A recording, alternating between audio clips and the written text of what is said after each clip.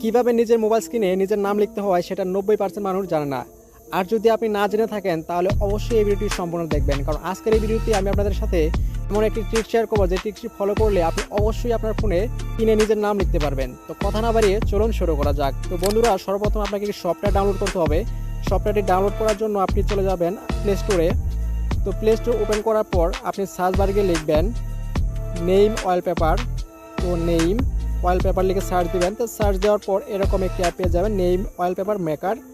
অ্যাপটি আপনারা ইনস্টল করবেন। ইনস্টল করার পর অ্যাপটি ওপেন করবেন।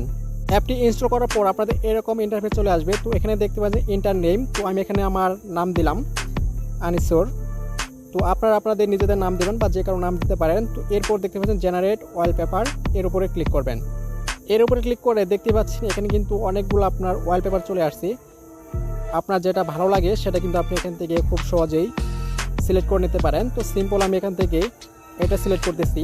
তো সিলেক্ট করার পর এখানে দেখতে পাচ্ছেন ফন্ট কালার। তো আপনি যে কোনো কিছুই এখান থেকে চেঞ্জ করতে পারেন। তো চেঞ্জ করার জন্য আপনি এখান থেকে যদি চান যে আপনার ফন্টের কালার চেঞ্জ করবেন তাহলে আপনি ইজিলিভাবে এখান থেকে করে নিতে পারবেন।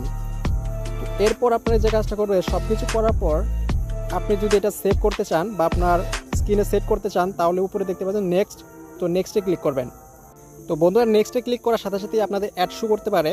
তো আপনার অ্যাডটি সম্পূর্ণ দেখবেন, এরপরে আপনাদের এরকম চলে আসবে। তো এখানে দেখতে পাচ্ছেন সেট ওয়ালপেপার। তো আপনি সেট ওয়ালপেপারে ক্লিক করবেন।